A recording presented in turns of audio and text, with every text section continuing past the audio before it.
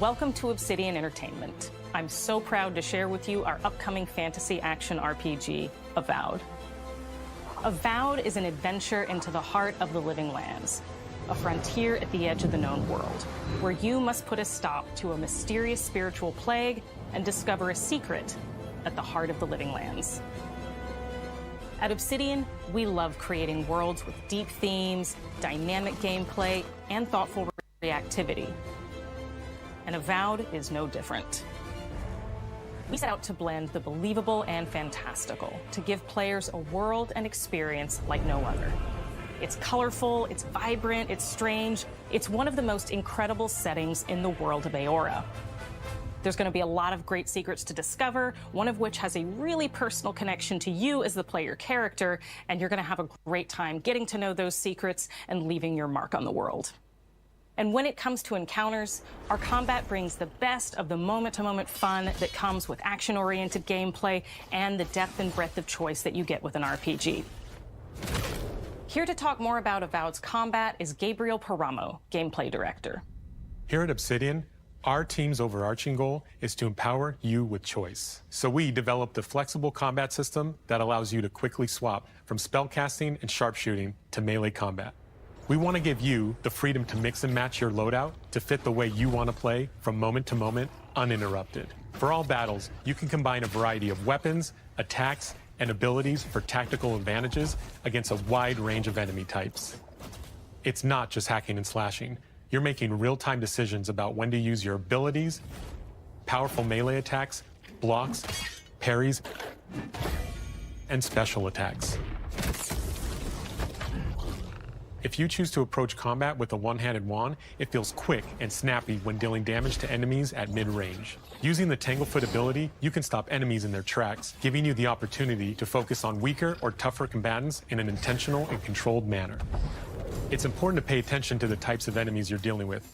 Some units are extremely defensive, some are brutishly difficult, and others you must make sure you prioritize, or their healing capabilities will put you in a tough spot.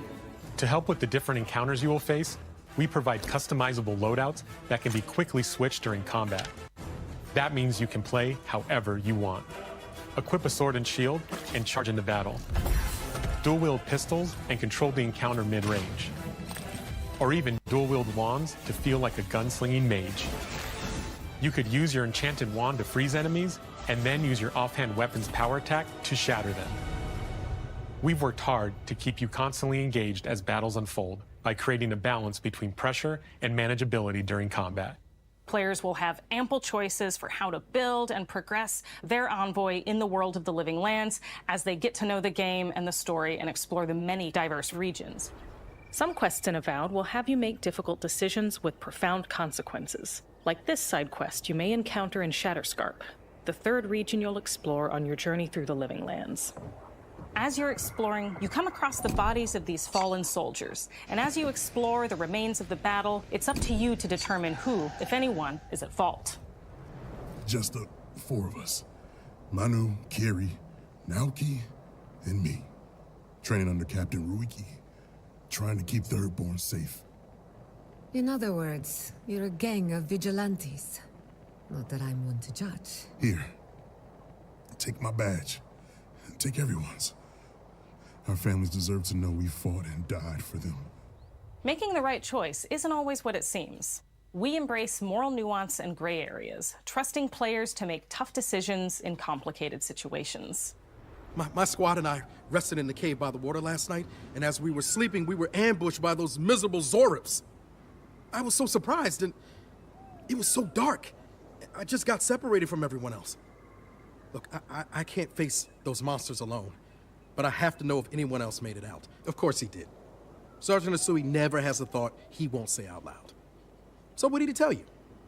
That Captain Ruiki was sick? That I was paranoid? That I was a dumb baby?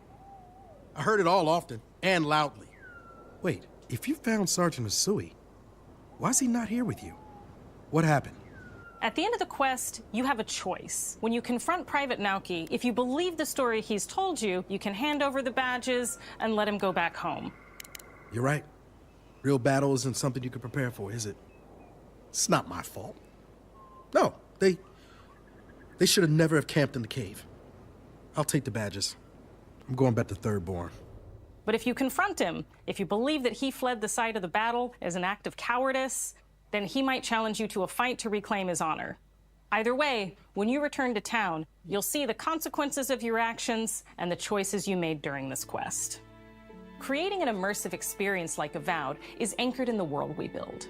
Art director Matt Hansen and the team have worked to create a unique, colorful, and dynamic visual style. From the outset, we knew that we wanted Avowed setting to feel rich, weird, and wonderful. We found inspiration in a wide swath of real-world cultures, helping us create a unique RPG experience. By contrasting the vibrant with the dull, or verdant spaces with sickly ones, we can better deliver complex emotional experiences for our players. The Living Lands is a continent of untamed valleys with widely varied biomes, from luxuriant forests to volcanic wastes, and each of those regions itself is a conflux of storied landscapes. All of the regions have a lot of special things associated with them, but I have a deep place in my heart for Shatterscarp. As you're wandering the wastes of Shatterscarp, you might notice off in the distance a vibrant jewel of color. By transitioning from destitute, muted tones of a wasteland of sand and marching in towards a beautiful oasis, there's the opportunity there for life, for adventure, and even a little danger. We hope you've enjoyed this look at Avowed. We're thrilled to share more about the game in the coming months, and we can't wait for you to explore the Living Lands when Avowed launches this fall.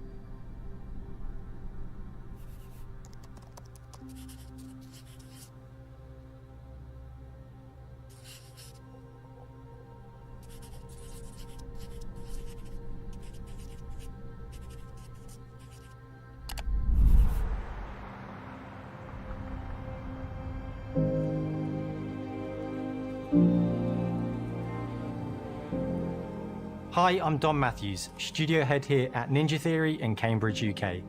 We're now in the final months of development on Senua's Saga Hellblade 2, and the team is working hard to bring you an unforgettable journey into Senua's unique world and her battle for survival, where we have once again combined high fidelity and immersive presentation with a shorter, narrative-led experience that focuses on the things that we really care about, and that we hope you care about too. Do you see how surrounding you are?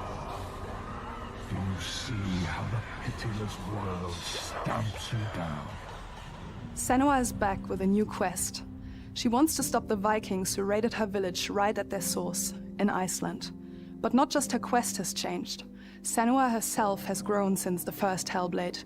She's made peace with her past and is no longer in such fear of her visions and voices. While the Furies are still her constant companions, she encounters new people along the way, some of which will value her unique perspective, and others who will reject it. Little by little, this settlement became my tribe.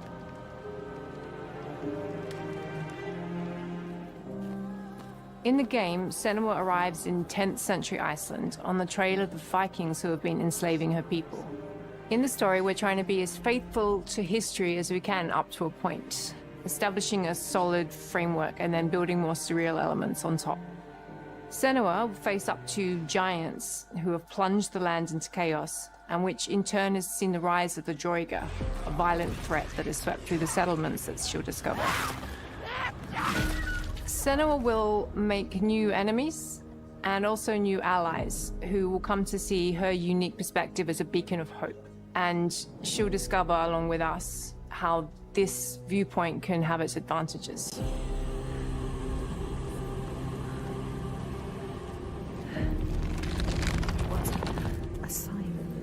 Senua is a Celtic warrior who experiences psychosis, seeing things that other people don't, hearing voices, and having unique beliefs about the world around her. To bring Senua's perspective of the world to life in a truthful way, we have once again worked closely with Professor Paul Fletcher at the University of Cambridge, as well as people with lived experience of psychosis. What does that mean? What does that mean? It's terrifying. Players will find themselves traversing beautiful and hostile environments, seeking answers from patterns and signs that Senua sees in her own unique way, and battling through encounters with enemies that will push Senua to her limits.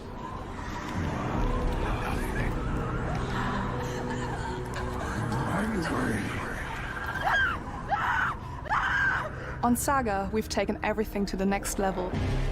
With a new motion capture space, a bigger stage team, a stunt crew, and a new cast.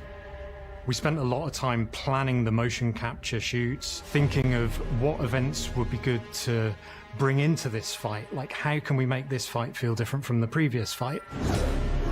We have all new combat for the sequel. One of our key goals was the ability to actually tell a story throughout it.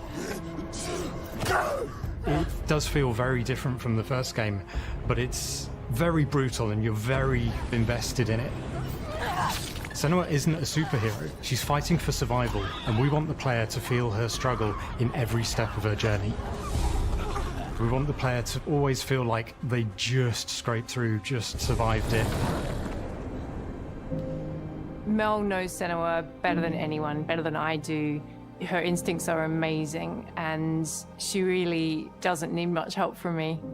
On stage, our main focus is storytelling. So I get to watch the actors and see all the beautiful expressions on their faces. And then I have to wait a little while, and then I get to see that all again, in-game, in costume, on location, everything. It's a great experience, a great process. Every discipline in the studio is unified in achieving a deep level of immersion to help suspend your disbelief and pull you into Senua's story.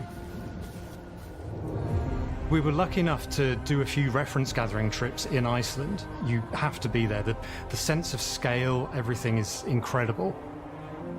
And you see a scene or you see a small section of the game and you're like, yeah, that works, that's amazing. Senua experiences reality differently, and a part of this manifests in the voices she hears.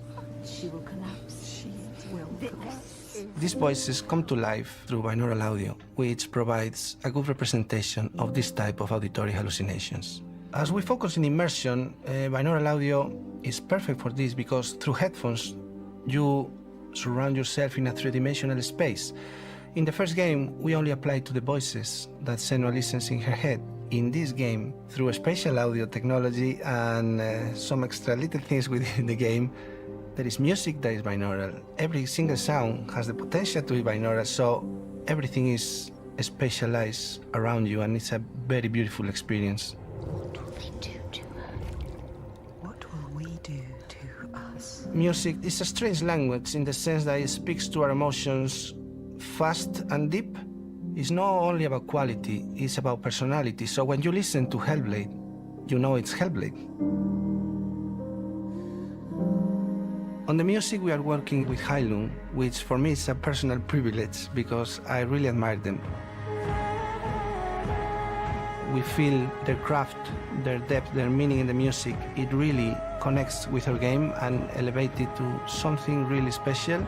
We are also working with a heavy metal singer, throat singers, and our very own Furies. They sing so beautiful, and we add that binaural touch of music. So this all creates a very immersive and a very special and unique experience.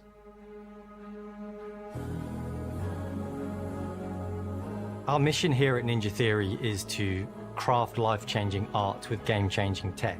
And that's our aim in Senua's Saga Hellblade 2, is to not only see where Senua goes next, but to deliver something really meaningful for our players. My hope is that they will really connect to Senua as a character, and even if they can't really relate to what she's going through, maybe they know someone that relates to that character and they can then understand that person better. Well, I don't want to sound cheesy, but in a way I'm Senua, right?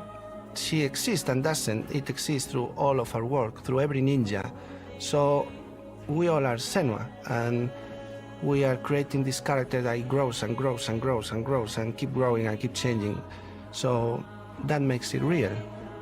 I'm so proud of the love, care and passion our team here at Ninja Theory are putting into Senua's Saga Hellblade 2. Our hope is to not only create a game that is great to play, but to craft an experience that leaves you thinking and feeling. From our combat gameplay through to our action set pieces, from our cinematic scenes to our puzzle solving, everything is crafted in service of Senua's journey, a journey that you can embark on May 21st.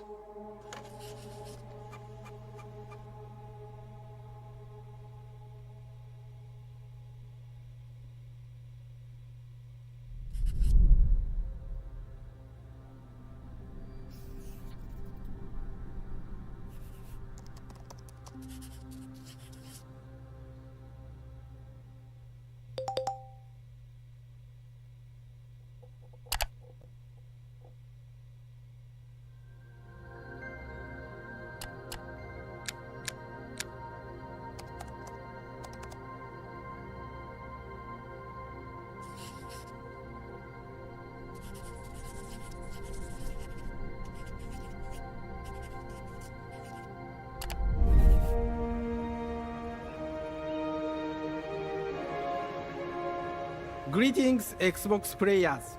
My name is Masaru Oyamada, producer for the Mana series here at Square Enix.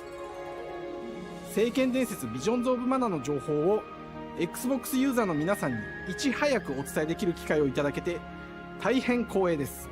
コンソールゲームとしては約17年ぶりとなる聖剣伝説シリーズの完全新作。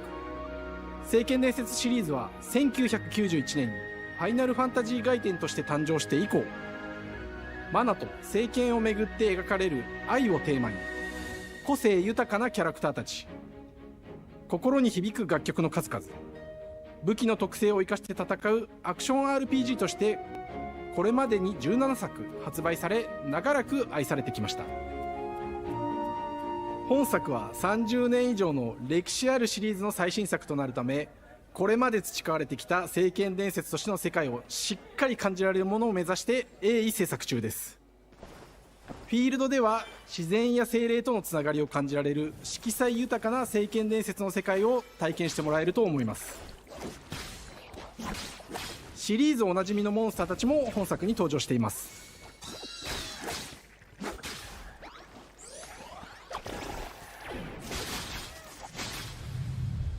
今回これらのおなじみのモンスターたちを作り出した聖剣伝説の生みの親である石井浩一さんとともに聖剣伝説ビジョンズ・オブ・マナの内容を紹介していきたいと思います。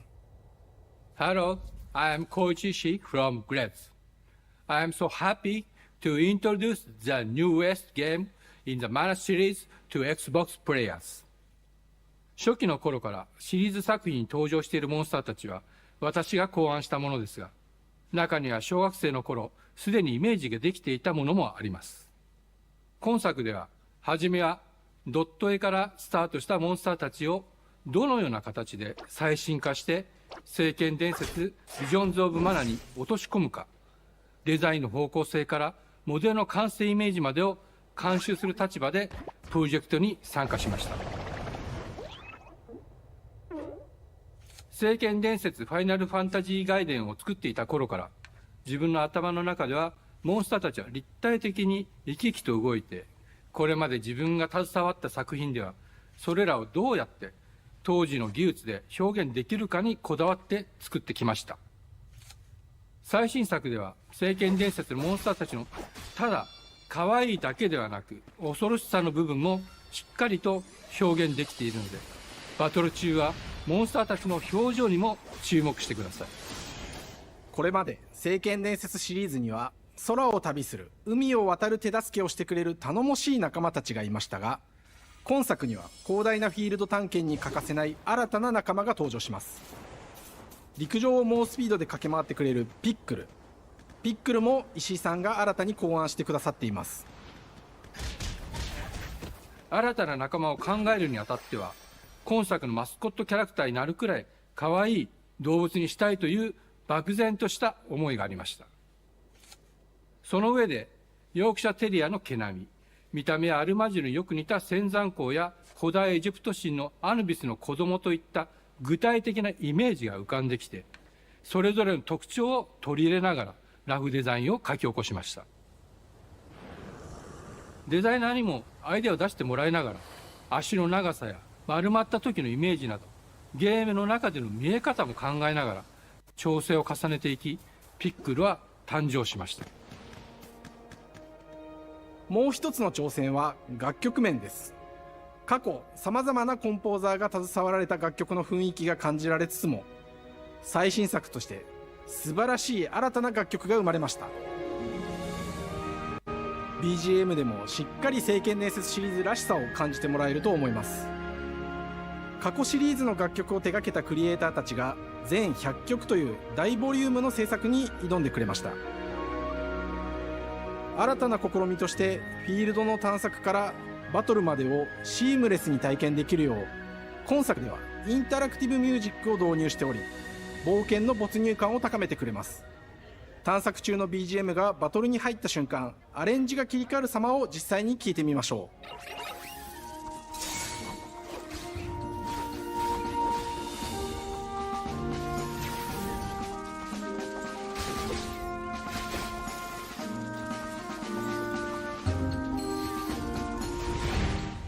今作はアクション RPG 聖剣伝説のアクション部分が強化されています。空中でのアクションがバトルの鍵となっており、武器での攻撃だけでなく魔法での攻撃も可能になっています。そして本作ならではの特徴として、聖剣伝説シリーズではおなじみの精霊たちがいますが、その力を宿した武器を使うとバトルを手助けしてくれるようになります。精霊によっては様々な特性の違いがありますので、その効果とともに聖剣伝説の世界らしい不思議な力で爽快なバトルを楽しんでいただけます。オリジナルモンスターやピックリにも注目してほしいのですが、聖剣伝説ビジョンズ・オブ・マナは聖剣伝説らしさを感じてもらえる作品になるよう、小山田君を中心にチームのみんなが頑張って作ってくれていますので、ぜひ発売日を楽しみに待っていてください。私自身もプレイするのを楽しみにしています。聖剣伝説シリーズとして初めて Xbox ユーザーの皆さんにお届けする本作、聖剣伝説ビジョンズ・オブ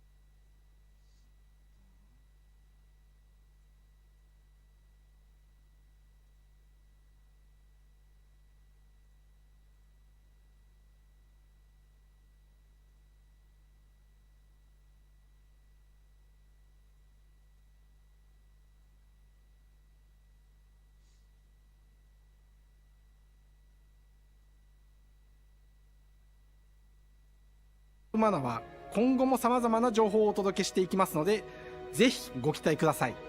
この夏、この忘れられない冒険を Xbox ユーザーの皆さんに楽しんでいただける日が今から待ちきれません。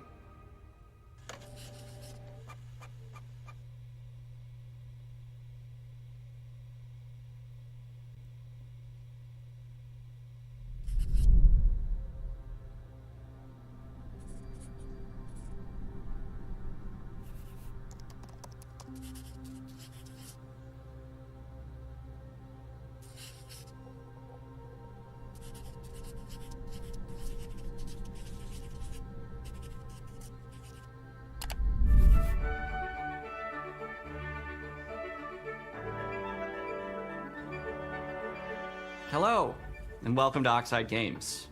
We founded the studio in 2013 with our decades of personal experience building some of the most beloved strategy games of all time, like Civilization V. We came together to create something new and innovative in a genre we all love. Ara History Untold is the game we've dreamt of making. Ara is an homage to historical gamers, strategy gamers, 4X gamers.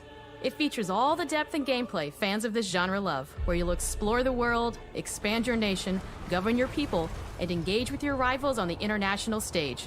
But it isn't just more of the same. With Ara, we wanted to challenge some of the preconceived notions about the genre, push it forward in a modern, empowering, and truly compelling and approachable way. For example, we have over 100 instruments on display in the office, which are all things that we purchased in order to add to the soundtrack and expand the game and make it really good.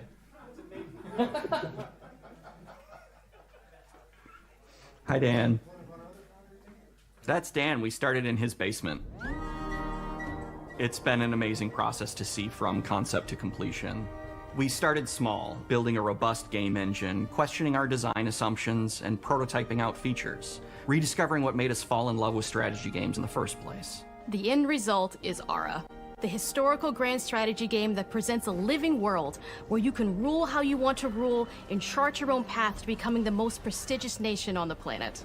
For Ara, we knew we needed deep systems with outcomes that encourage exploration and give players the power to experiment and make meaningful strategic choices while still having agency over their playstyle. We also wanted to explore more in different parts of history and give players from around the world the chance to see the game reflect their unique perspective and not just ours. And finally, we knew that for players to feel the impact of their decisions, they would need to see their choices reflected in the game world itself, not just through numbers on a menu. One of the first differences you'll see when you dive into Ara is what we call the living world. It's a procedurally generated alternate Earth, bursting with life, an intuitive, authentic, and immersive space, a blank canvas for players to paint the society of their dreams. The living world isn't just a map. It reflects the choices players make over the course of the game. They can see everything from the settling of the wilderness to cultural influence on architecture over time to the thousands of citizens living their lives and reacting to the changes.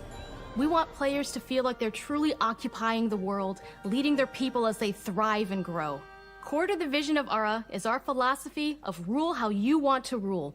And no feature better exemplifies this than the Prestige system. To win a game of Ara, players will compete with their rivals to build the most influential, impressive, and important nation the world has ever known. This is measured by Prestige, the player's score that proves their worth as a leader. The Prestige system gives players the chance to decide what kind of leader they want to be. Do they want to pursue great works of arts and culture? Military might? Scientific advancement? The choice is theirs. In Ara, there are no set victory conditions. Players get to decide what is most important to them and focus and prioritize on those goals while still being able to win the game.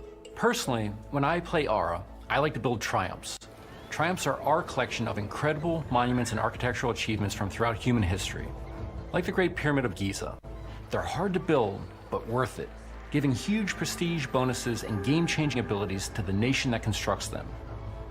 Another aspect of Ara that I'm personally excited about is our crafting system. The crafting system offers a unique challenge to the player that they generally won't see often in the 4X genre. Succeeding at balancing, gathering the right things, turning them into the tools that you need, and then finally getting to the outcome or reward of something like an important improvement or triumph just changes the challenge that exists in Ara compared to other 4X games. Crafting plays out in Ara at a national scale, with players honing and combining the natural resources they harvest into all manner of goods and components. Those are the foundation for everything, from international trade to improving their cities and citizens' lives, and even manufacturing the weapons necessary to draft military units. The crafting system in Ara encourages thoughtful, advanced planning.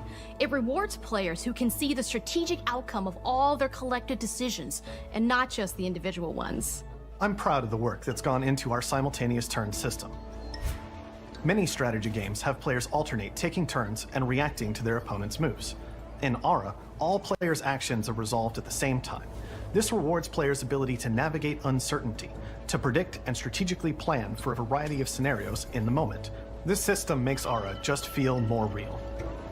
In a typical strategy game, once your turn is finished, you have to wait for a long time. With simultaneous turns, generally speaking, those times are very low. You get to keep playing the game and stay engaged rather than having those periods of downtime where you're not doing anything. It's not easy sifting through all of history and picking what to include. For Ara, we wanted to offer a fresh perspective, so we looked at cultures and societies throughout the millennia with the broadest lens possible. Where this approach really shines is in our leaders. Leaders are so often seen as military personnel or prominent government figures, but leaders come in so many different forms. They're thought leaders, scientific and cultural prodigies, and many more. Each leader in Ara has a number of special abilities determined by their personality traits, as well as a powerful and unique leader trait informed by their contributions to world history. With a diverse global roster, we know players will find leaders that they will want to play. And even a few that may surprise them with how fun it is when those leaders are handed the reins of power. For us at Oxide, player feedback is the only way to really understand what you're making. It gives us that priceless perspective from the people we're making Ara for, you. Building the game alongside real players has given us that critical player feedback. In the end, we believe this makes for a deeper connection between the players and the game. One of my favorite examples is when we first introduced the concept of dangerous wildlife to the game. It turns out, in our first iteration, it was maybe a little bit too aggressive or disruptive. We knew we should probably make a change when one of our insiders made a forum post that was just, "Cougars, cougars, cougars, I hate cougars!" Someone get these feline demons away from me. I'm happy to report, based on more recent feedback, that I think we ended up in a good place with the overall threat level of mountain lions to a player's citizenry. It's been years of hard work to bring you a strategy experience like no other. And we're so excited that we can finally see the finish line. We can't wait for players to get their hands on the game later this year. But the launch of Ara is only the beginning. We're going to maintain our insider program after the release date and continue to listen to players and support the game into the future. On behalf of everyone at Oxide Games, thank you for joining us today. We can't wait for you to play Ara and to create your own history.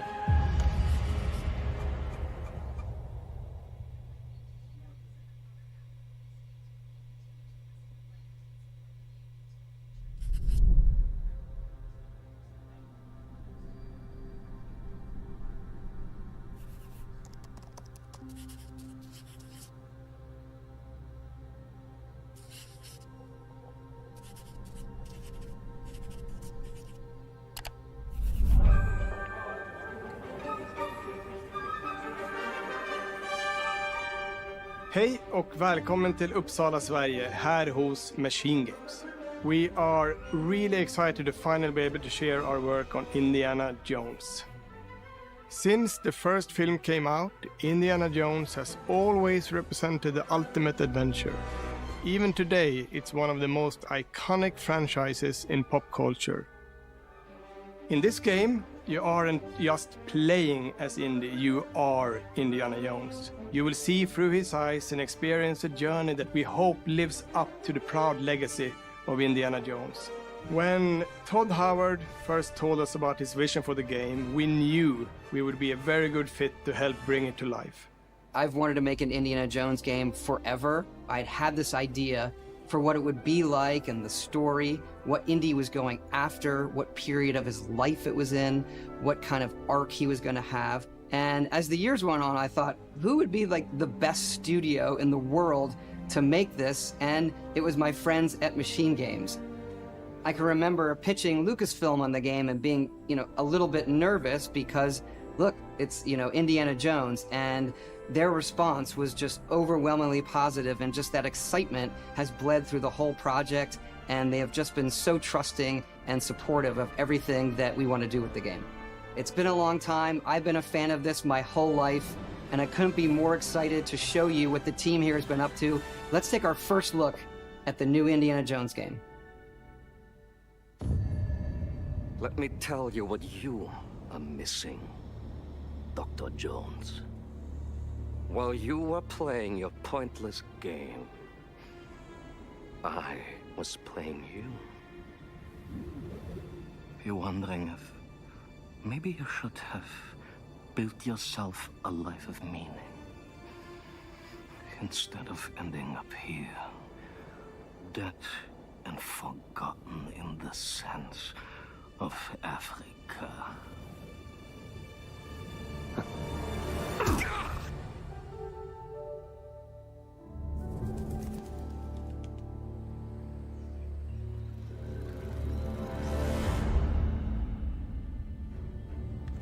Myths. History. Just different ways to interpret the past. Thousands of years of humanity's thoughts and beliefs, scattered and buried. Just waiting to be found. You can't just run away from your problems, Indiana. Watch me.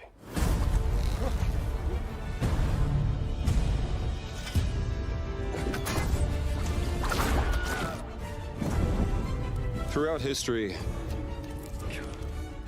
mankind has built sites of great spiritual significance.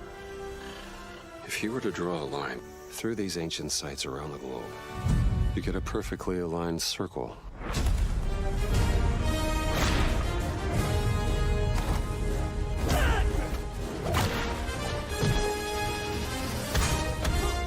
I've had run-ins with these guys before.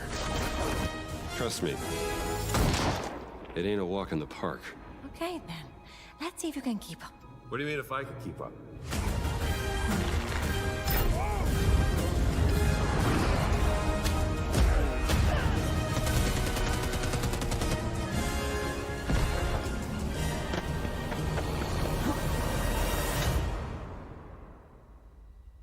Patron of the fallen angels. Protector of the Circulimani. The Great Circle.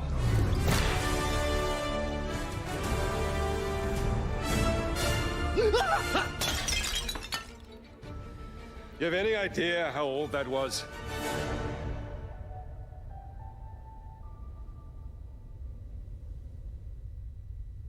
Indiana Jones is such an iconic character, and he means so much to so many people. Everyone here at the studio has their own indie stories and memories. Most of us grew up with his adventures and have been fans of the movies and the character for years. He's a brilliant archaeologist, he's a charismatic everyman, he's passionate and determined. And for us, he's synonymous with adventure. Now we have the opportunity to tell a new Indiana Jones story for a modern gaming audience. Our game is all about putting you in Indy's shoes, letting you see and feel what he sees and feels. For us at Machine Games, we do that best through first person. It's the ideal perspective to bring you into the rich, exciting and interactive world we've built. We believe that being up close and personal to the adventure is key, making each action feel like your own. Whether it's cracking your whip, solving puzzles in ancient temples, or seeing your knuckles go bloody in a fistfight, all of these moments are much more intense in first person. But we still want you to have those moments. Seeing his iconic silhouette with the hat, the whip, and so for things like cutscenes and environmental traversal, we pull the camera back for a third-person view. Indiana Jones and the Great Circle is set between Raiders of the Lost Ark and The Last Crusade. When our game begins, Indiana is working at Marshall College. He wakes up in the middle of the night to the sounds of a break-in and rushes to confront the thief in the college museum. The mysterious giant of a man makes off with what seems to be a historically insignificant artifact, sparking Indiana's curiosity. Who the hell are you? Following the trail, Indiana heads to the Vatican, hoping to learn why this particular relic was stolen, and discovers that things aren't what they appear.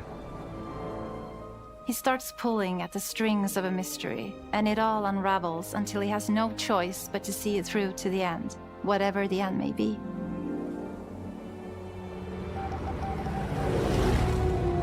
On next plane to Rome. Stop. Need help. Stop. Meet me in Vatican. Stop. Indy.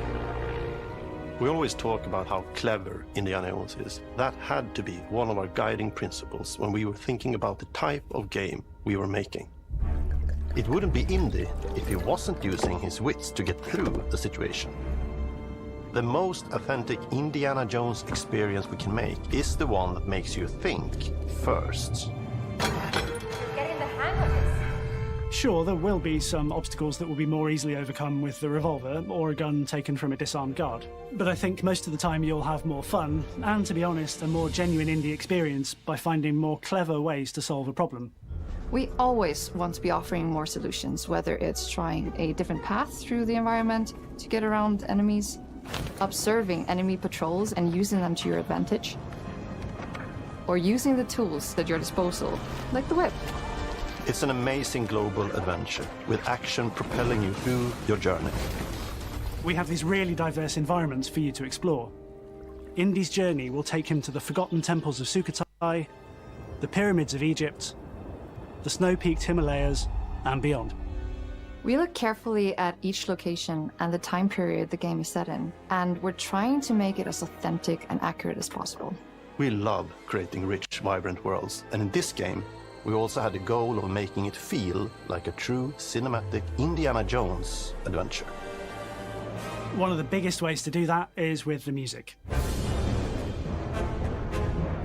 John Williams is the original composer for the Indy films, and we're really lucky to have found Gordy Hub, a composer who's been able to capture Williams' essence with his score for The Great Circle.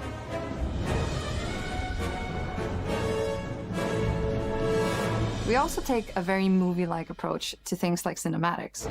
We're very physical with our production style. We use a lot of stunt actors. Things like this help us bridge the gap between making a game and making a movie. And of course, our characters do a lot to help bring the world to life as well. Next to Indy, Gina is our other main protagonist. Where Indy is pursuing answers just for the sake of curiosity, Gina has a personal stake in getting to the bottom of the core mystery. Gina is an investigative reporter who has a lot riding on this adventure. She's been tracking a lead for some time, and now she's found an ally in this determined American professor. Their paths are intertwined, and they'll need each other in order to get to the bottom of this mystery. Okay, then. Let's see if you can keep up. Fight. What do you mean if I can keep up? We always love our villains and think we might have found our favorite one yet in Emmerich Voss. He's this intensely psychological man. He's obsessed with the human mind and manipulating it. He's highly intelligent and the perfect foil for Indy. They're both brilliant people, compelled by their passions and obsessions, but driven down wildly different roads. He creeps up on you and gets under your skin like he gets under Indy's skin. It's captivating. Dead and forgotten in the sense of Africa. One of our mottos for Indiana Jones and the Great Circle is adventure first. But in every indie adventure, there are always those moments where he finds himself in the action. That's been one of those balancing acts for us, and we've ended up with this sort of hybrid experience that mixes melee combat, stealth, and gunplay. How you approach any given situation is up to you. You may choose to sneak around an enemy patrol, or maybe you'll just pick up a shovel and whack them on the back of their head. And when you can't use your wits, you got Indy's most iconic tool. Just like you see in the movies, one of our goals has been to make the whip as fun and multi-purposed as possible. We want it integrated into every aspect of the game. You can use it as a traversal tool to make your way around the environment. You can use it as a distraction. And yes, you can absolutely use it in combat. Everything you'd expect from Indy's whip, and hopefully a little bit more. Puzzles are a key feature in our game. The spirit of discovery is so important to Indiana Jones.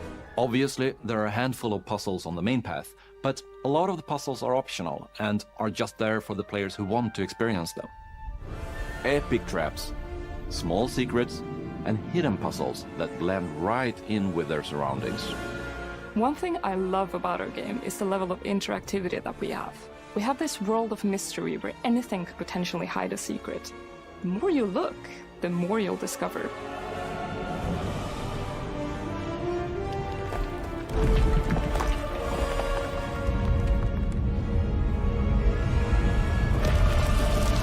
Oh, you gotta be kidding me. I want to thank you all for joining us for our big reveal of Indiana Jones and the Great Circle. Machine Games is known for creating these roller coaster experiences with huge set pieces, surprising twists, and immersive narratives. It's exciting for us that we have been able to stay so true to the Indiana Jones franchise and create such an authentic experience while still being able to showcase what makes us us. We are making a game for everyone, whether you are very familiar with the franchise or not. Because at the heart of Indiana Jones is an incredible adventure, and I think that's something everyone wants to be part of. I'm also very excited to announce that Indiana Jones and the Great Circle will be coming later this year, and we cannot wait to share more soon.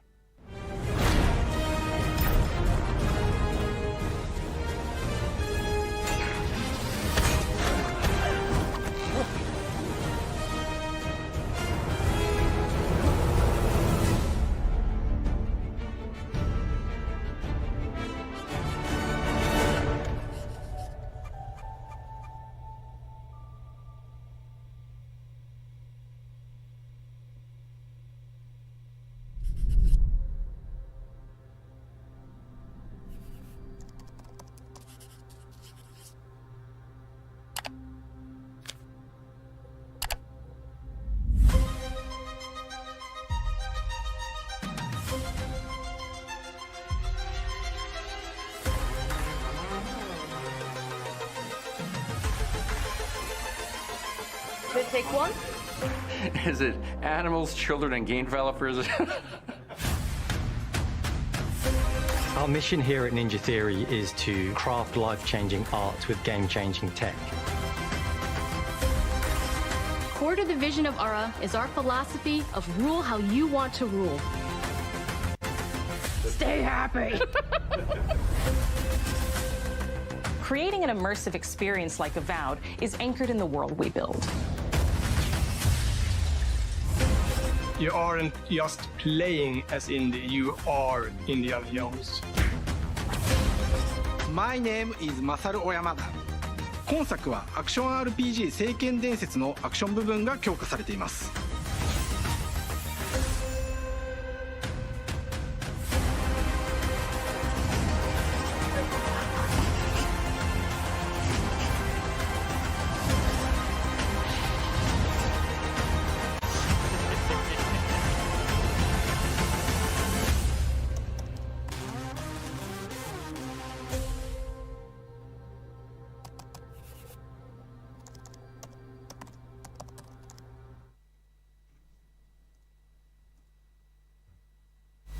There you are. Welcome to Podcast Unlocked. You've just watched the Xbox Developer Direct, the 2024 edition.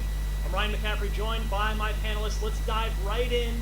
Not even time for introductions. That's how exciting that was. And that's how pumped I am. We have to start with Indiana Jones. I know Visions of Mana was the secret game that secretly perished, but the star of that show was Indiana Jones. I'm gonna take host privilege and just start by saying, as one of the resident olds of this panel, there was so much of the Chronicles of Riddick Escape from Butcher Bay DNA in there that you could see that just made me so happy because that's one of the greatest original Xbox games ever.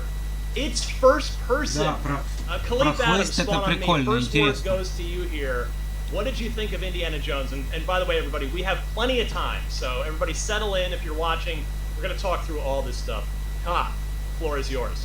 Mind blown. I was excited and ready for this to drop and get all the goodies that we could from the visuals and everything, and they are just nailing that vibe that we were hoping that they would be able to pull in all of those things from the films that we remember and kind of love and have that nostalgia for. Feels like they're really knocking on the door for that. The music and the score really came through. And I think that's a big part of the indie experience and the indie fandom. And man, that first-person combat, damn, that looks good. It looks really, really fantastic. So very excited for what we got a chance to see. Stella, you were talking as we were just watching it together. You were like, first teaser, give me your immediate reactions. Yeah, because like everyone, I remember seeing people in chat and being like, oh well, Machine Games, I don't know because this is an Indiana game. We want to see it. So it's probably gonna be third person. And I was like, well, if they're making an Indiana game, they probably want to make sure that you feel like the character, and first person is a really good way to do that. So I said from the beginning, I think it's gonna be first person. So I'm glad that they are going that route. Right now, I don't know how far along this trailer was. I feel like it looks good. I'm very excited for the puzzles. And I'm glad it's not just another like Uncharted-like game because those games kind of fall into a specific formula. But I want to see more of the combat, like dynamic combat through one level, because we got a lot of like jump cuts. So I want to know what the combat flow is going to look like. Destin, your thoughts? There was a lot to see there. I wasn't sure about Indiana Jones going in to the Dev Direct. I was absolutely blown away. I really, really like what they're doing here. I love the first person. What we saw in combat looks really fun. I can't get over how well they integrated the whip into all of the different types of mechanics. Being able to grab somebody by the leg or just whip somebody and then pull them towards you for a punch. It's very indie. Everything about it just makes me remember why I love those original movies, and to see a game take the movies and make this, which just hits all the right notes from the villain to the puzzles to the combat, has me tremendously excited. More than I ever thought I would be for an Indiana Jones video game. I'm all in. Yeah, the thought I had with the first person thing is, number one, it's not unexpected. I mean, like Stella was saying, there were good reasons to go first person with this, but not just sort of centering you in the character, but also because it's a good way to differentiate from Tomb Raider and from Uncharted, right? I mean, those are comparisons that people are naturally going to make because there hasn't been an Indiana Jones video game outside of Lego Indiana Jones. Like, there hasn't been a sort of AAA indie game since, I think, maybe 2003. I think Destin is what we had looked up with Indiana Jones and the Emperor's Tomb. I think this was one? the name of it. That's the one. Yes. I just played it for B-roll. But yeah, this game actually is pretty good. Indiana Jones and the Emperor's Tomb. I played it a little bit just to remind myself of what the old games played like, and it made me a believer in the fact that indie can be a great video game. Machine Games is doing a whole new thing from this take though, and yeah, I just left with a very, very positive impression about where the game is going to evolve to, and really, really stoked. Yeah, the IdTech engine, which is what we don't know 100% that's what this is using, but that's what this studio has used for years with Wolfenstein. That is almost certainly the tech that's going on here. Production value-wise, Khalif, pretty high. 1000%. I mean, every visual that we saw just jumped off the screen, right? It felt exactly like you remembered indie movies feeling, which is great. From from the villains to the kind of that sepia tone, that kind of feeling like you're in these far off places in the desert or in some far off land. they just nailed all of those pieces. And again, you know, we talked a little bit behind the scenes. Them snagging Harrison Ford's likeness in this and really nailing that, and also the voice actor, whomever that may be, doing the voice capture for this, or the voice performance for this, it all feels exactly like you would hope for a game like this. It wants to pay homage to one of the biggest and kind of best known adventure movies of all time. So I'm very excited to see where all of those pieces kind of land and see who the other folks are in that conversation. And of course, Tony Todd is in this, so that automatically just like magically just made me super excited for that. So hype is hype. So Stella, I want to come back to you to get your thoughts, and everybody else's too, but something that I think was maybe a bit of an unanswered question from this, and maybe I'm just looking too far into it, just tell me if you think I am, but Gina, we were introduced to near the end. She's a reporter. She's kind of along this adventure with Indy. Super excited. They're helping each other out. They specifically refer to her as a protagonist. Do you think that you're going to play as her for one level for significant amounts of time? What was your takeaway from that? You know what? It would be really cool if there were some temple puzzles that you have to work together, but you can't really see each other, so you can talk through walls, right? Kind of like, well, I guess Portal was a co-op game, but if it was sort of like, you know, you could talk to them and maybe switch perspectives, that would be really cool. But I feel like we're going to get maybe 1 or 2 levels where she is going to have to get him out of, you know, a bit of trouble where he's gotten himself trapped or something. Right. But I think that for some of these temples, we may get one of those partner moments where he has to call out, hey, hit this lever now or whatever, and that might be really cool. So yeah, I love the idea of having 2 protagonists, but maybe I feel like we're definitely going to be focusing on Indiana here, but yeah.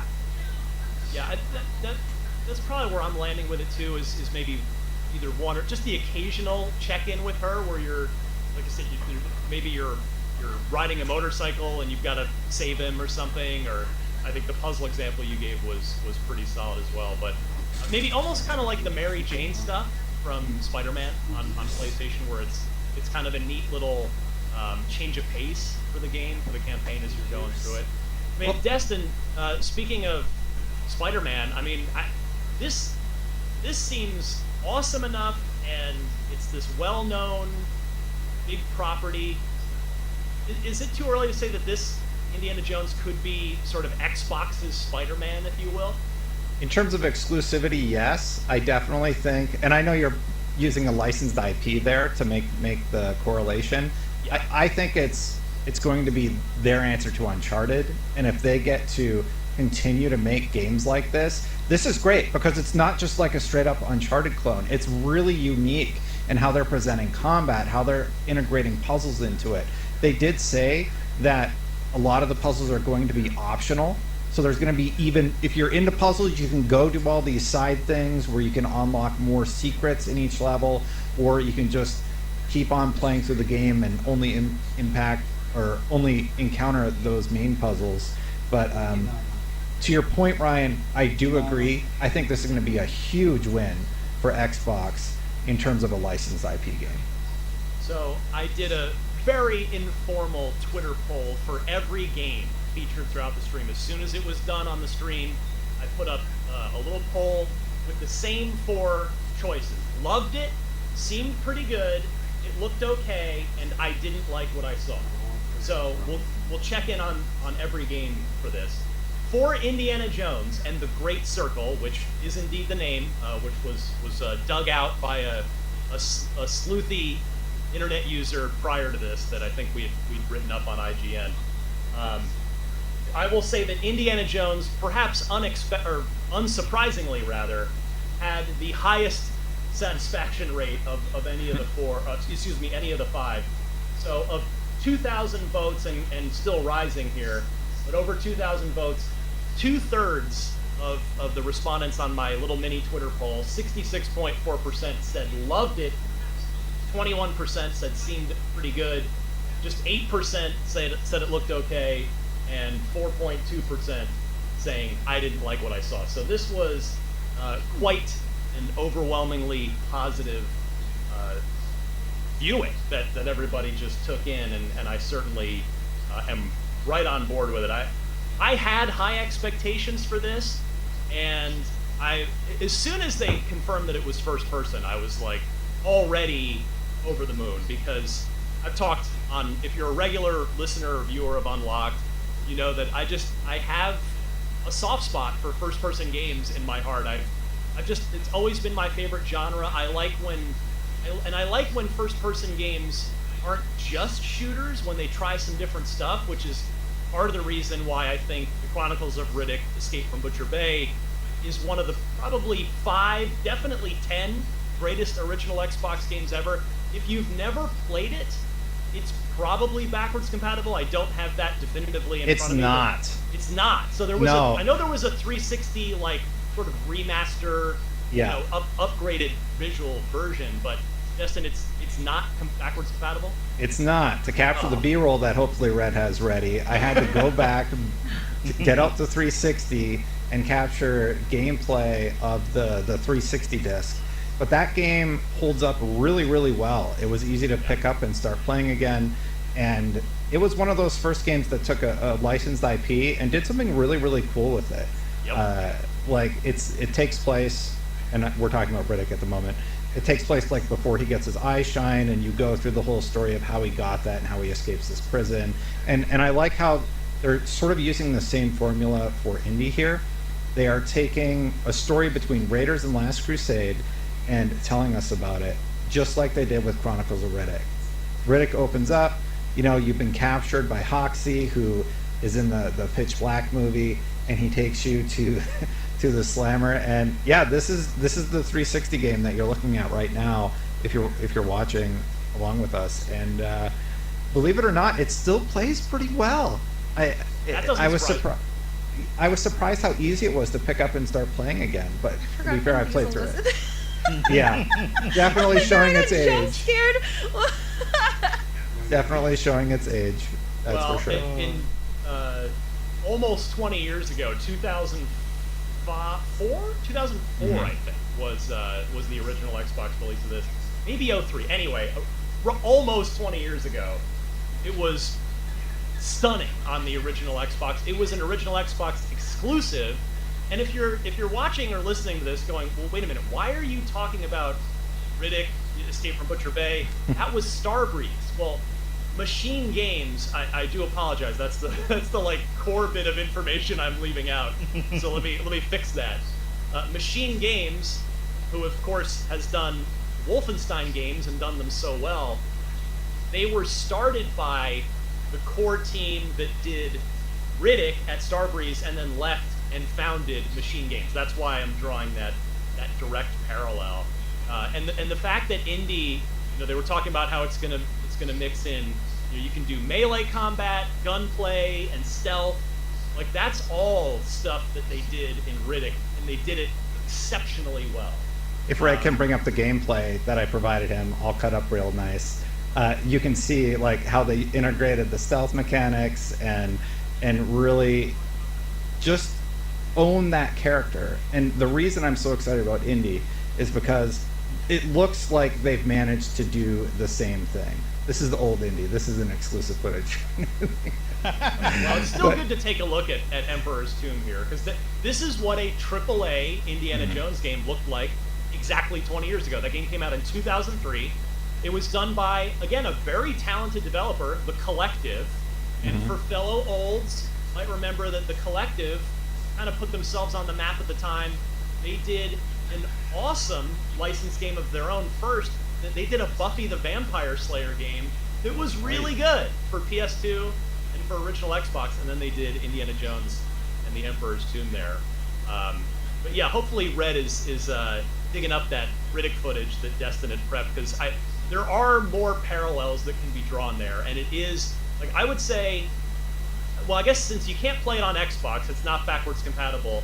If you've got even a reasonable gaming PC, nothing top of the line, just go buy it on Steam. I'm sure it's probably quite cheap at this point, and as Destin was saying, it's pretty easy to pick up and play even all these years later, which speaks to how good the design is. Destin, you want to talk a little bit about more about Riddick here? Yeah, so Riddick, just again, all first person. There were like story elements where you had to befriend certain characters, and then he's Riddick, so he betrays everybody. and you were really limited on your ammunition, so it wasn't just you go in guns blazing or anything, right? You had to figure out how to hide enemies, how to utilize the tools at your disposal, how to utilize the darkness to your advantage, and it was really, really smart how they put everything together. And this scene in particular was actually shown during their teasers for it, and at the time it was really impressive. You have to remember, this was an original Xbox game where you could like do all these sort of takedown moves, and you could counter people in first person mode. Dynamic shadows, dragging the bodies into the darkness, all that stuff was new. Yeah, so this was all new tech, and fast forward 20 years or so, we have another game mixing third person like we're seeing right now with first person combat, and I'm really, really excited about the potential. Yeah, in fact, I would say, at least my memory tells me, that Riddick was probably 25% at the most gunplay, and the rest of it was first-person melee stuff, either with just your fists and choking guys out, or with like a shiv. And Indiana Jones seems like it might be the same way. Like, clearly the whip is going to be your primary melee weapon, other than just, we saw some fisticuffs in that gameplay demonstration as well, but I suspect gunplay is not going to be a huge part of Indiana Jones here, because Indy's not, this isn't going to be a first-person shooter. I mean, I think that much is clear already. I was a little surprised to see him pull out a pistol in one of those shots on the quick jump cut away from it. I was like, oh, we don't want to see Indy murder anyone today? All right, fine. I was kind of hoping to, but sure. All right. Also, real quick, from Max, he made a list of some callbacks and Easter eggs. So there was the Wilhelm scream when pulling the Nazi off the ledge. Dr. Marcus Brody will appear, and the spider running up Indy's arm when reaching into the hole was reminiscent of Temple of Doom. So there are some little love letters to Indy fans there. I'm gonna admit, I'm gonna have to go back and rewatch them, because it has been so long since I've seen movies. They nailed, and the other part of that I thought they really nailed is the humor. Even those small pieces, I think that's a big part of the Indy series, and that character is getting those moments where you balance between this kind of very serious moment, you being in peril, and then also having those kind of winks and nods. And it feels like they've also kind of captured that in this, and the kind of that ethos of who Indy is and as a character. That's going to be really fun. And also, like, some of the stealthy pieces, I wanted to see a little bit more of that. But excited to see that you're going to have some of those moments where you're watching where some of the enemies are pathing and kind of figure out where they're going to go, and doing that from this first person perspective is going to be really fun to be able to kind of see. It makes me think about all the callbacks that Stella talked about, and what else we'll see. That was a big part of the series for sure. I feel like for the most part you're going to be in these really close encounters and going to need to utilize stealth. I don't think you're ever really going to go in guns blazing. Like, he shoots one bullet in this whole thing. Well, okay, to be fair, he gets on a turret later.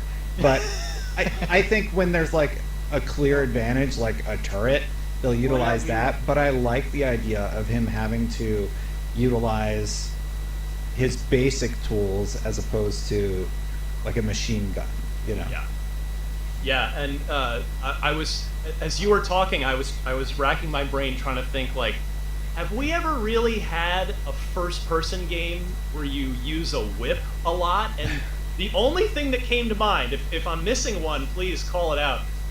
Bulletstorm with the leash. That was the only game that came to mind. Darksiders 3 maybe too. I'm being a little voice in my ear is. But was that first person though? Darksiders 3? No, yeah, it wasn't first person. So that doesn't count. But yeah, this just, everything about this reveal made me happy. I came in with very high expectations. I mean, I guess before we talk about the other super awesome piece of this, which is that it's coming out this year, and I do want to sort of discuss that and what it means for this year of Xbox.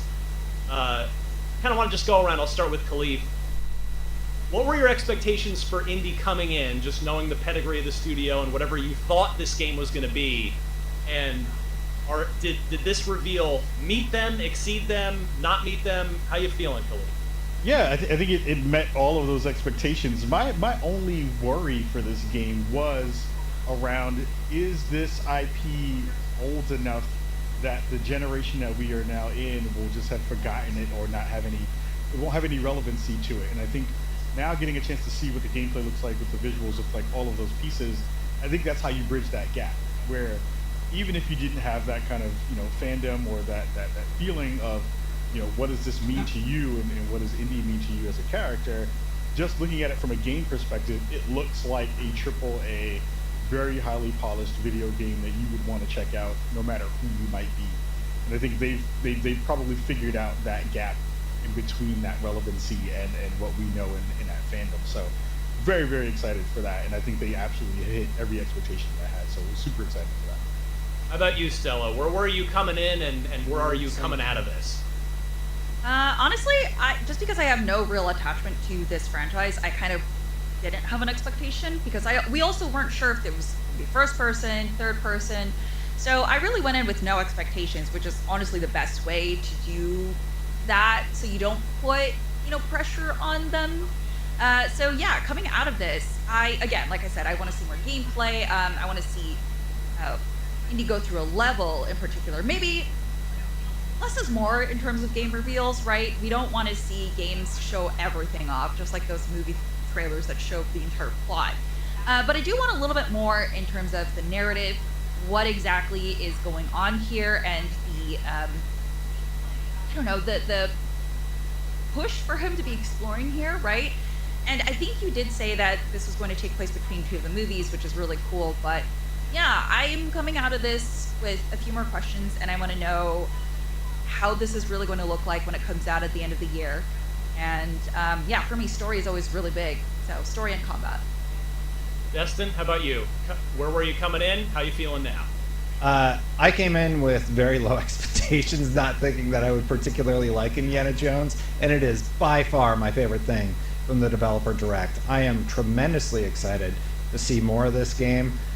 And one thing we didn't talk about are the locations that he's going to be visiting. Yes. Right away, something is stolen, and he has to go to Rome, and then he goes to a jungle area. I'm not even going to try and pronounce the location that he goes to. He goes to the Egypt pyramids, and he goes to the Himalayan mountains. So you got a green location, a sandy location, a snow location, and a city location just in this trailer alone. So he's going to be going. There was a Zeppelin in there too. I'm sure we're going to be getting to fight on one of those. Yeah. So not only is it going to be visually diverse, which is just amazing, but its integration of puzzles is also really, really exciting to me. It made me think of, I've had Legacy of Kain on the brain right away, which mixes these little combat sections with puzzle sections, and I haven't really played a game like that in a long time. So to see Indy, just everything about the tone of this, I'm just like, this is exactly how I would want an indie game to be. It's perfect for the character, and it's perfect for those combat encounters, and very, very stoked afterwards. Yeah, I mean, I came in with pretty high expectations given everything this studio has achieved already, and I would say I'm even on a higher cloud 9. It might be a cloud 10 after this. I could not have asked for a better gameplay reveal than that. I love how much of the soul of Riddick is in this, and in addition to, you know, the technological achievements going on too. Like, this is a beautiful looking game. I think it's super significant. What one of you mentioned it earlier. I think it's quite significant that they licensed Harrison Ford's likeness for this. Like, so, you know, they didn't just get like a kind of not quite Harrison Ford look. Like, it's him. It's not his voice, which was to be expected given that Mr. Ford is north of 80 years old and this is set when he's much younger. But the sound-alike sounds great, and I'm loving this. So, Indiana Jones, 2 thumbs up from all of us here. Let's talk about the game that I think we were probably most excited for after Indy coming into this, and that is Avowed. So, Avowed, I'll tee up all of you by first mentioning, again, my informal Twitter poll. So, let's see here. Thoughts on what you saw of Avowed? Just about 40% of people said they loved it. 33%, so pretty close, saying, seemed pretty good. 18.6%, it looked okay. 8.5% saying I didn't like what I saw. So not quite the same ultra satisfaction level as Indy, but still overall pretty darn positive. And Destin, I'll start with you for Avowed, because this is a game that you've been talking about. You talked that you were a little kind of maybe unpleasantly surprised at the art direction change from the gameplay reveal we got at the showcase last year relative to the sort of CG first-person tone piece that we got at the actual announcement of this back in 2020. So now that you've seen some gameplay, how you feeling about Avowed? I think gameplay looks a lot better than that original gameplay teaser that they showed. They did a better job of giving us an impression of how things are going to play out. They also focused in on story and how the story is going to be integrated and how there will be more moral nuance and consequences to your actions throughout your gameplay experience. But the one thing that got me was the combat. I was very pleasantly surprised to see an improvement on the combat, because in that initial trailer there was a lot of stuff just running straight at you and then you kill it, right? This time you're like, they're showing the shield dash, they're showing counters, and they're showing a lot of really, really interesting, cool stuff that you're going to be able to do in this game. And being able to switch on the fly to different styles of combat, like from magic to melee, to sword and board, I like that a lot. I like that you're going to be able to do that. Fall 2024, still, they said rich, weird, and wonderful was the goal. I think they achieved that, but it's still a wait and see for me. I'm excited, but I'm waiting to see how well they nail that story. And I'm totally going to kill that guy that they teased at the beginning.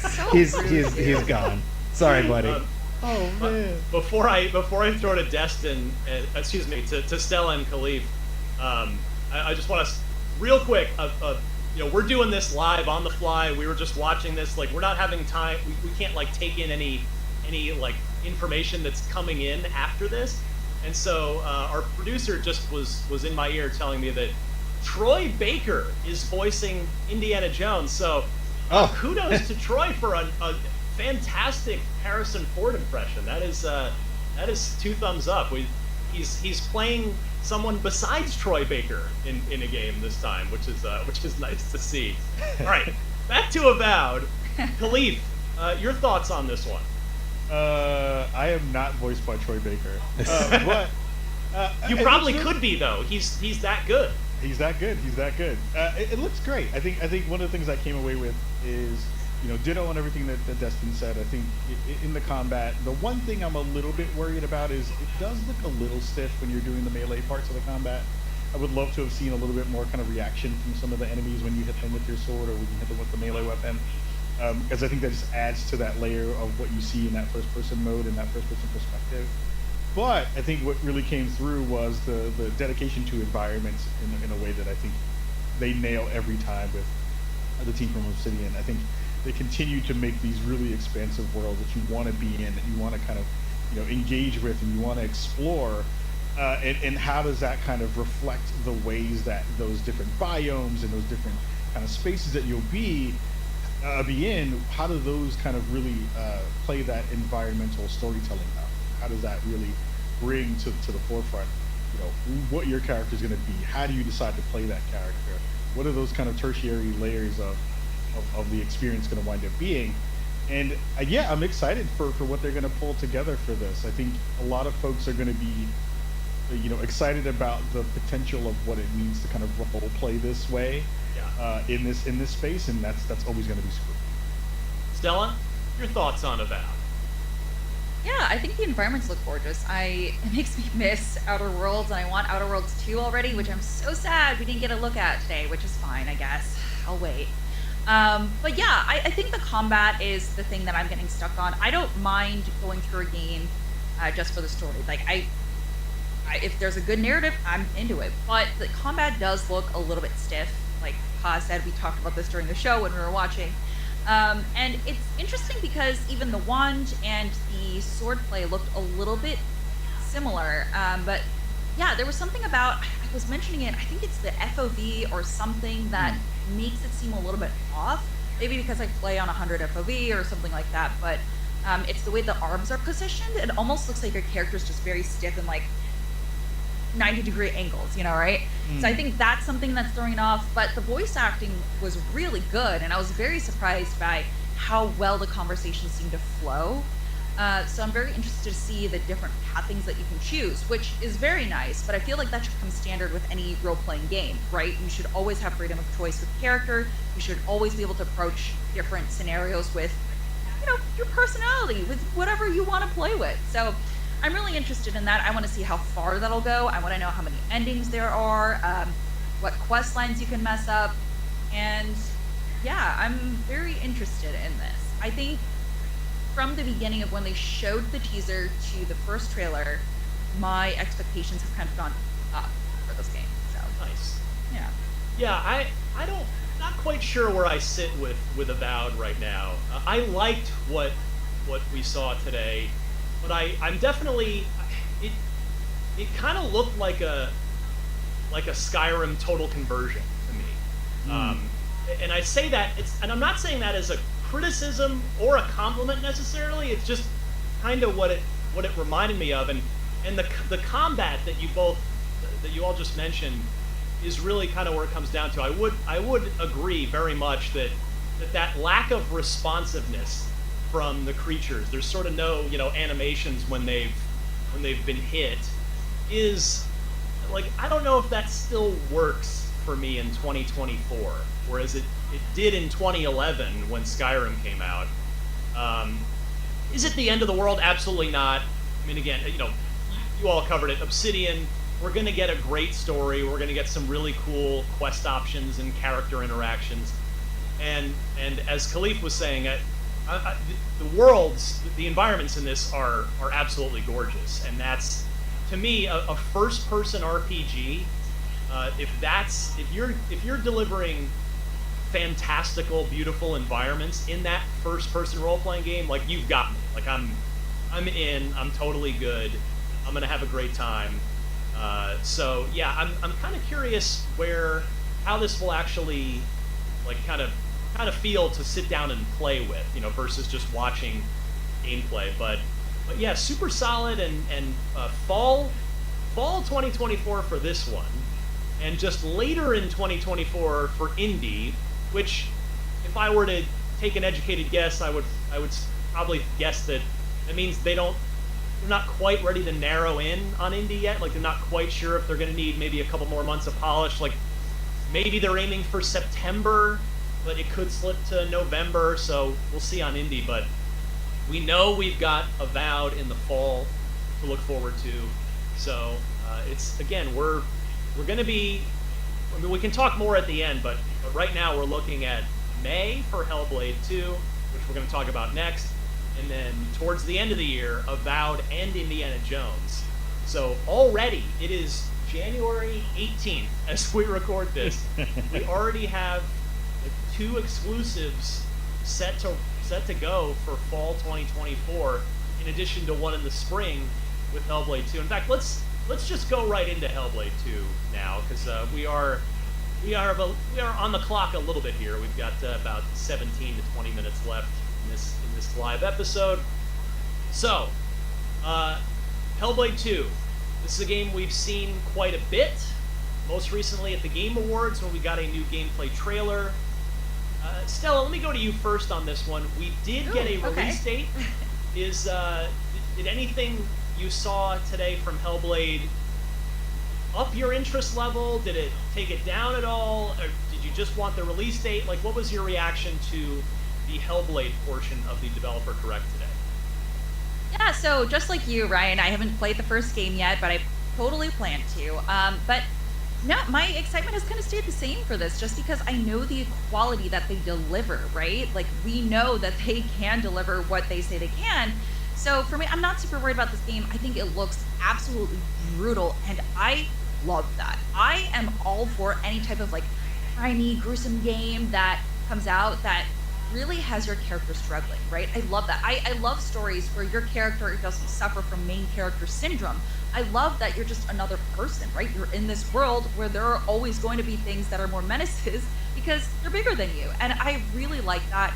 I also want to point out that when I was talking about what we might see at the developer direct for this game, I was totally right again with the background that we got on the psychology of this, focusing on the psychosis.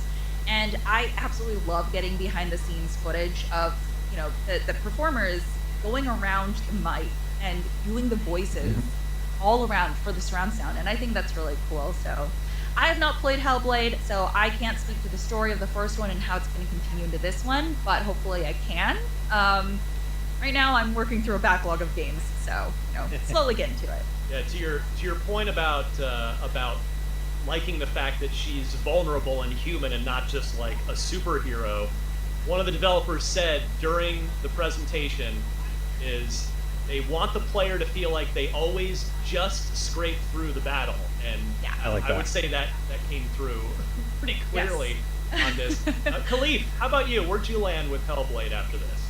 I just need the game at this point. Everything about this game just screams I want it, and I think massive shout out again to the Xbox team for producing all of these kind of mini vid docs in these developer directs. I think they really do a great job of not only showcasing the game but the teams behind them in such a really profound way, and I think you do get a really good glimpse of all the work it takes to make a game like Hellblade 2 really come together. I'm a big fan of everything that 3 Lateral has done in terms of the performance capture space, and Epic, what they've been doing with their technology, and I think this game is the one game that you continue to get a chance to see how far we've come from a technology standpoint.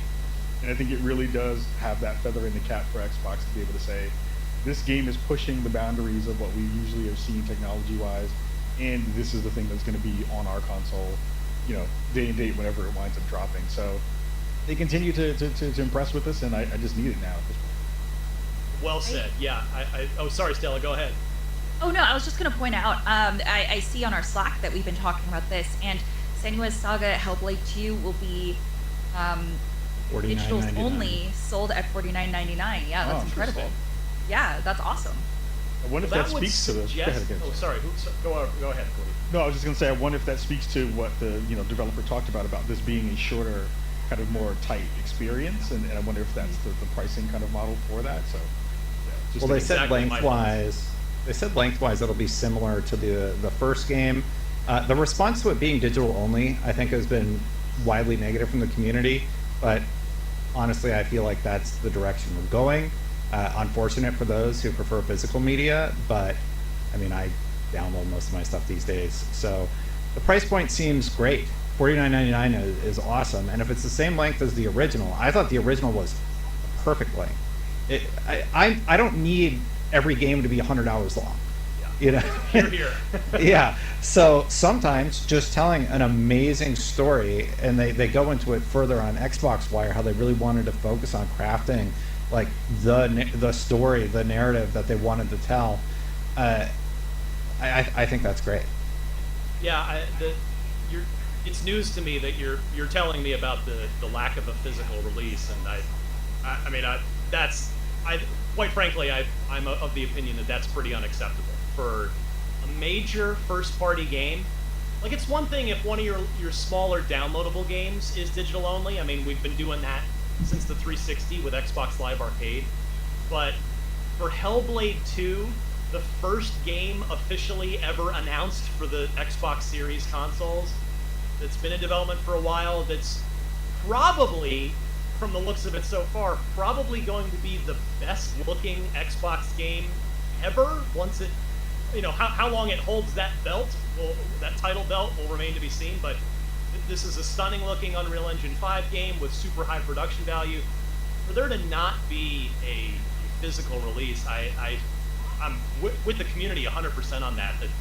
That's just bad for, it's a bad look, it's bad for game preservation.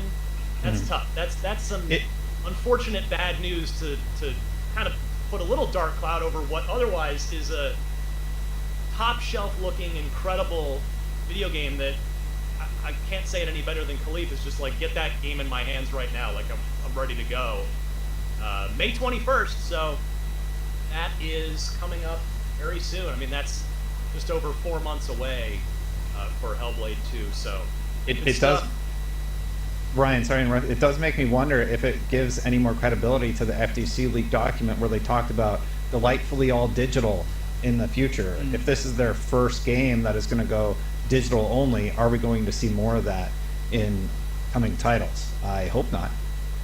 That's a fair point, Destin. I think it's an astute observation, and I mean the fact of the matter is there are still millions of Xbox Series X's out there that have an optical drive, and for people that either have a preference for a physical disc or their bandwidth cap on their ISP is problematic, or their download speed isn't great. So yeah, that's tough. That is tough news to swallow on what is otherwise just an absolutely top shelf, stunning looking video game that it seems like it's going to be awesome. Like there's nothing about this.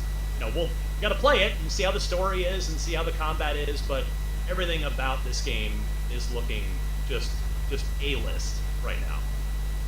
We've got 10 minutes left. Let's talk a little bit about the surprise game, Visions of Mana. I will once again pull up my informal little Twitter poll here. Oh, by the way, because I don't think I said for Hellblade 2, that one had the second highest positive response to these informal polls that I did. 58% of people that voted in that one said they loved it. Another 25% said seemed pretty good. Only 12% said it looked okay. 4.8% I didn't like what I saw. So over 3/4 of poll respondents were super positive on Hellblade 2, and I'm certainly right there with them. Visions of Mana was on this little mini poll of mine. 34%, so 1/3 of people went with seemed pretty good. 26% saying they loved it. 28% it looked okay. 12% I didn't like what I saw. So a little more middle of the road on this one. Stella, I'll go to you first. We were kind of all talking about the art style specifically when it comes to Visions of Mana. What'd you think of it?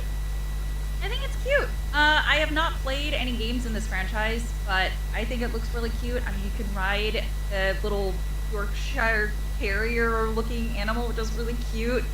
Yeah, I've not really been into games like this before, but I think it looks really great, and I think players who are a fan of the franchise will be really happy. It looks really great. Combat looks very snappy. And the gameplay that we saw looked really clean and crisp here. I mean, the art style really works really well with the shading and the way the combat flows. And all the little creatures are so cute. Like, that turtle is wearing a helmet, and I genuinely don't think I could play this game because I can't beat up these cute little creatures. So yeah, they're really cute, and I don't think I could play it because I refuse to level up or progress the game by killing any of those little creatures. So, yeah. Khalif Adams, Visions of Mana. I mean, I was really just, transfixed with Ishii-san's jacket and look. the best trench coat in game dev by far. Just knocked it out of the park in terms of presentation. I'm with Stella on terms of like not really having had a lot of time with this series in this franchise at all. I mean, it was interesting to just see how many games they rifled off that are in the Mana series, and I was like, damn, there's a lot of mana. There's so much mana in this Mana. But it looks really pretty. I think this is going to be one of those games that, for those folks who are already kind of in tune with this series and have been a big part of it or have had history with it, they're going to really be hyped for this. But it's going to be one of those things that I'd have to kind of just like get hands on and play around with and see, and then kind of do the work to go back and see why people are so excited for this franchise and why people care so much. But it looks really gorgeous. It looks really pretty. And shout out to Ishii-san for looking so dope on the stream. Popping the collar too. Yeah. He had it all going on. Destin, Visions of Mana, what'd you think? I was a little surprised to see a game that's multi-platform put into the developer direct where we're focusing on Xbox exclusives. Personally, Visions of Mana is coming to PlayStation 5, PlayStation 4, Xbox, of course, and basically everything. So I was a little surprised to see it there, and For people that are excited for games with this art style and this sort of vision, I'm really glad that Xbox has that offering for them. I remember when they were trying to get like Blue Dragon off the ground back in the 360 era, and it really feels like having their presence during this showcase shows, hey, look, we're really serious about Japanese developers collaborating with us. And I think that was the purpose of it. Look, we're BFFs with Square. Here's Visions of Mana, and this is part of the continued bridge building between Xbox and Square Enix that will hopefully result in Final Fantasy VII finally coming to the Xbox platform. Right after Final Fantasy XIV starts its open beta, basically February, I believe, is what they said. So yeah, I think you've summed it up pretty well. I'm in total agreement. I think this was a relationship play, right? Like they are 100%. Saying to Square, like, we really value you. We want you on our platform. Look, we are going to put you in our developer direct as the hidden Easter egg surprise guest. And I do think, just to be clear, before I say what I'm about to say, I think this game looks stunning. Like, I love this art style, like how it's almost kind of a cartoon, like an anime come to life, like not kind of one-to-one, but just that sort of very colorful vibe to it, which I love. I think if this hadn't just been unveiled at the Game Awards, if Xbox had been able to reveal this game, even with it being multi-platform, I think this would have hit a lot harder for people. But even that we had just seen it, it was kind of like, oh, okay. Like, it was nice to see it included, but I don't think there was really a lot of surprise and delight, despite the fact that it was a surprise entry in this presentation. Still nice to see it, don't get me wrong. Happy that it's there, but and like you said, Destin, if putting it in there helps get more Square Enix games onto the Xbox platform, particularly in a day and date manner as this game is going to be released, then sure, I'm all for it, no problem. Let's do it. All right, we've got about 4 minutes left for some closing thoughts. I know there's one game we haven't covered. I think it's just candidly not really any of our cups of teas, respectively. That is, I'll check it out. Aura Yeah, I History wanna play Untold. it. Go ahead, Destin. I want to play Well, I mean, you're right. Aura History Untold. It's like, I don't even know what genre it is. It's a 4X strategy game. Yeah, 4X strategy game. I'm intrigued by it, but I don't know enough about that type of game. So I'm glad it's there for, like I said, it's all about like hitting all the boxes, right? Yeah. So they have Visions of Mana that they showcase for the relationship play. They have Hellblade 2 for like really, really focused storytelling. Indiana Jones, their big game that they're going to be tentpole, yeah. And Aura is sort of filling a niche in the Xbox portfolio. I think it's smart to have it as part of this conference, but I'm not the expert to talk about Aura. Well, so we got about 3 minutes here. That's a perfect amount of time. Closing thoughts. Your thoughts on the developer direct overall. Maybe if you want to give it a grade, go for it. Khalif, I'll give you the first word here. I give it an A. It was a fantastic showcase. I think they did exactly what they would hope to do with one of these kinds of showings, and I think they really gave the Xbox fandom and fan base a really good look at this upcoming year and what's going to be dropping. Stella? I would need more time to think about a grade, but I think they did what they showed us what they said they were going to show us, right? No surprises. They described what they were going to do. It's a developer direct, and yeah, they delivered it. And I think they were able to tide everyone's expectations over with the different games that they were looking forward to. Obviously, we got more in-depth gameplay looks at Indy, well, the first real look, really, and then Senua's next journey. And Aura really went into depth on their development as well. So yeah, we got exactly what they said they would give us. Destin? They showed a little bit of everything for all the different genres, really. So from a business perspective, I'll give it an A. And Indy was a huge hit for me, so that game definitely gets an A. But from a Destin perspective, like, I'm only hyped about some of the games, so B for Destin. But in terms of what they're trying to do, I get what they're going for.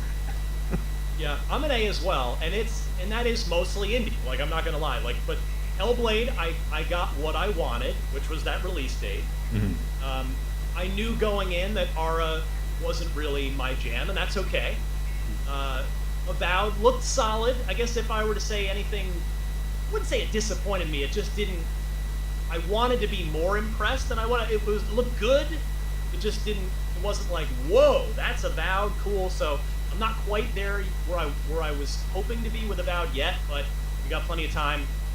But yeah, indie just like over-indexed big time for me in that. And I think they knew it. I think Microsoft knew it. And there's a reason it was last. I mean, I think we all would have predicted that it would be the last thing shown in this, and it was. But I think they knew that indie was freaking awesome, and it was. And they gave it the most amount of time, and they showed a decent bit of it, and that Indiana Jones 100% delivered. I think that's the common sentiment out there. That's certainly how I feel. So this is now 2 developer directs, each of the last 2 Januaries. Hopefully this is now going to be a regular thing. I mean, with so many studios in the portfolio now, particularly when you roll in Activision Blizzard, along with Bethesda, there's every reason to believe that Microsoft will have enough to keep doing these and not have them feel forced every January. So hopefully this is the second in what is now going to be a tradition. And I say bravo, Microsoft. You did good today. Xbox fans, lot to like. Good stuff. Thank you all for watching. Check us out every week on Podcast Unlocked. We are IGN's weekly Xbox show. You can find us on YouTube at youtube.com/IGN Games or on any of your favorite podcast services. Thanks for joining us live this week, and we'll see you next time.